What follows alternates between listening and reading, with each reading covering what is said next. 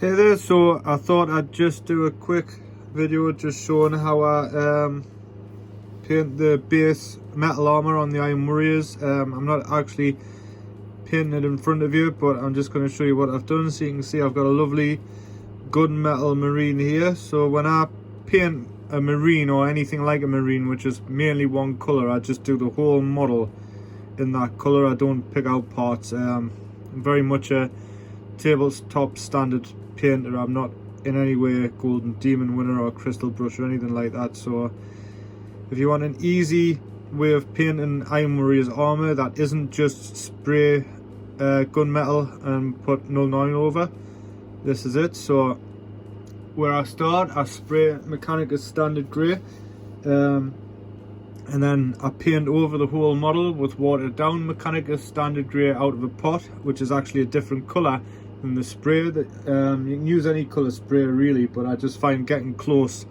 to your second coat of paint helps. Then what I do is I do a natural shade, so I use contrast black, the Black Templar. And what I do, you can kind of see on the inside of his leg there's a shadow there. That's, you can see it's painted in. So what I do is and under the arms and everything, is I go in and I paint all the shadows where they naturally would be. So you can see under his cyclone launcher as well, there's a real shadow there, but there's also the painted in shadow.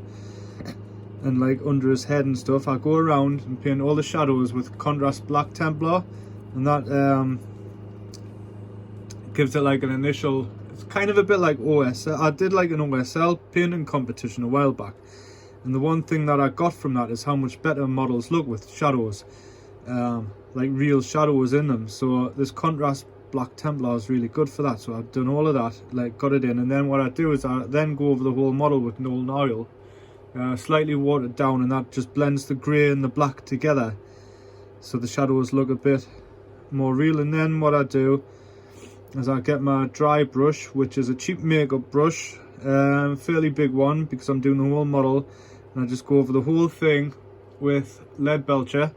And when you're dry brushing, you always want to go from the direction where the light would be going.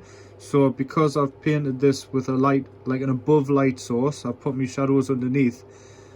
You just dry brush like straight down, top down everywhere. So if you look under, there's not really much lead belcher under there, but from the top it's like all lead belcher because I'm going down. And then after that, using the same dry brush, I just take a bit of silver.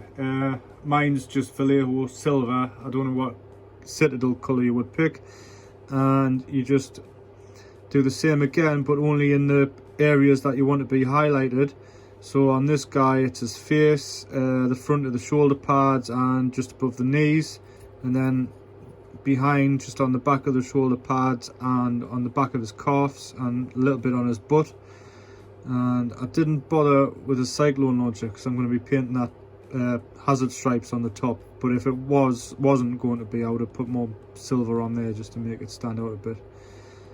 And there we go.